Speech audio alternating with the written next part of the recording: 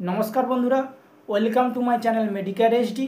आज आमी आलोचना करब कैप्सूल आल्ट्राडे सम्पर्के।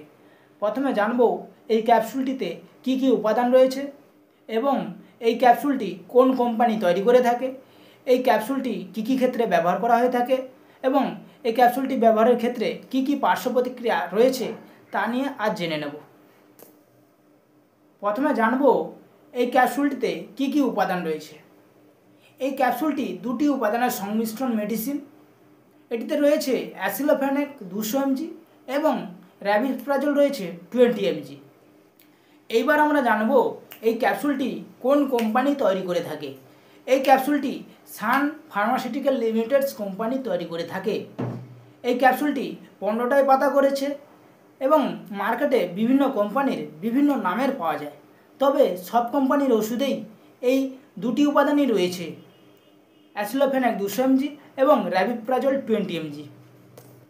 এইবার আমরা জানব এই ক্যাপসুলটির ব্যবহার সম্পর্কে। এই ক্যাপসুলটি rheumatoid arthritis, spondylosis, osteoarthritis ইত্যাদি কমাতে সহায়তা করে।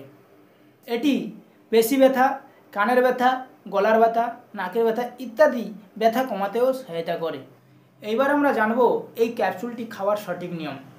এই ক্যাপসুলটি প্রাপ্তবয়স্কদের জন্য দিনে একবার খাবারের সাথে অথবা খাবার ছাড়াই গ্রহণ করা যেতে পারে, তবে এই ওষুধটি নির্দিষ্ট সময় অনুযায়ী গ্রহণ করা ভালো।